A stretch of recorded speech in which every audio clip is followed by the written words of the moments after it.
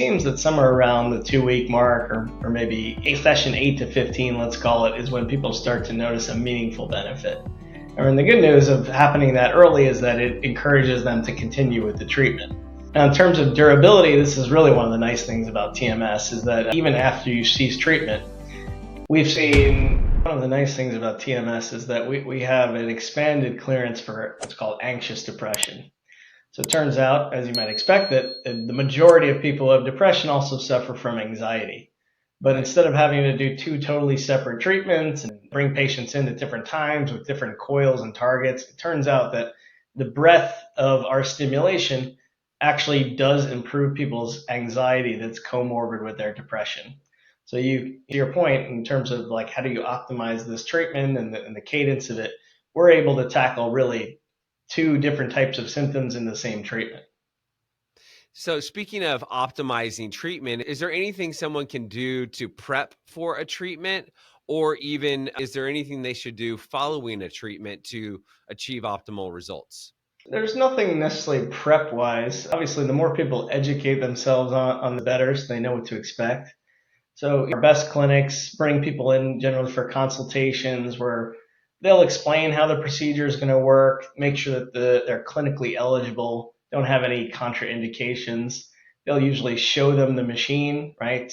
Maybe they put their hand under the helmet so they feel what a pulse is going to feel like. Mm-hmm. But beyond that, there's not too much preparation that folks need to do. As far as afterwards, there's a lot of research into, is there this window of neuroplasticity that's opened by TMS, right? So one of the theories of TMS, right, is that it's enabling your brain to almost reorganize itself, right, through this treatment. And what we've seen, at least anecdotally, is that this can make people more amenable to benefiting from psychotherapy.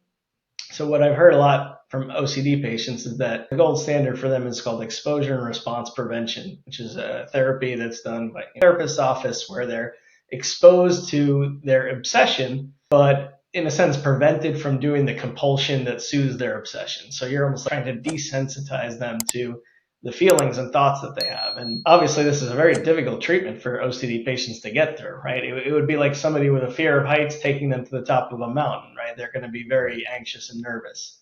But what people say is that when they do TMS for OCD, it sort of puts them in a state where they can tolerate this exposure and response prevention therapy better. To get a free copy of the 12-step guide that I created for you, click on the link in the description below. So that's a big piece of research right now. Is there this window of neuroplasticity where we should be layering on some sort of psychotherapy element, whether it's live in person, through telemedicine, or even on the app right after you do the stimulation?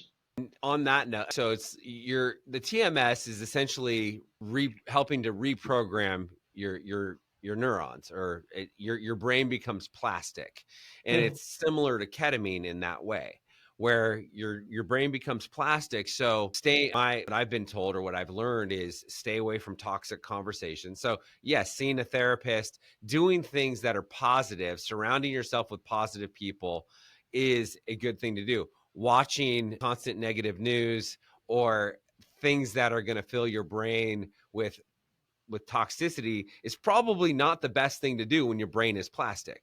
And I think you could probably argue that that's true for everybody, right? Power of positive thinking and establishing relationships with family and friends.